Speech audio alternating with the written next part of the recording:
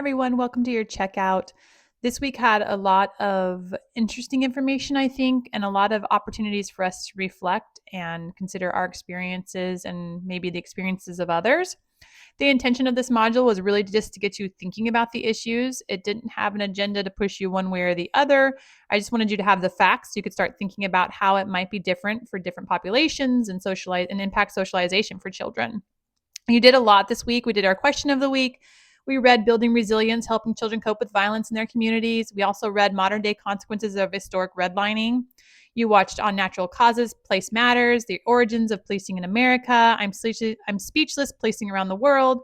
It's now the time to talk about guns, and of course, the lecture videos. Your assignments this week included your discussions where you compared the two neighborhoods. You did your watch-in work where we read a story together and then you answered some questions. You're finishing up your resource flyer because that is due this Saturday, right? Make sure you get that done. And you also are working on your part 2 of ecological systems for marginalized populations. One more note before we talk about what we learned this week. Make sure your resource flyer and your recording is uploaded both to the assignment and to the discussion. That way your classmates can also see it.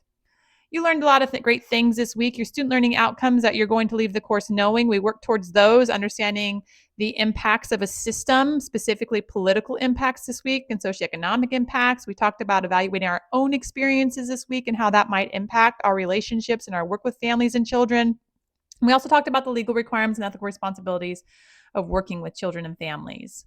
These are the short learning intentions we did this week. So we know now about redlining and how that impacts socialization, how physical location of where we grow up impacts us as well, the role of policing, and also gun laws and how that impacts shootings and mass shootings.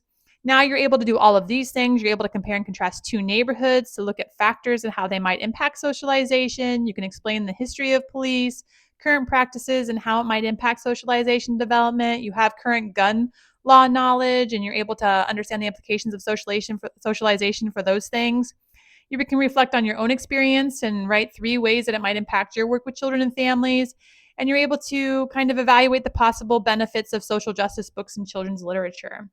All right, with that, I know we learned a lot. Again, really was just an opportunity to reflect on your knowledge, gain additional knowledge, and consider the impacts for socialization. All right, if you have questions, please reach out. If you have thoughts, please reach out. I would love to hear from you. All right, bye.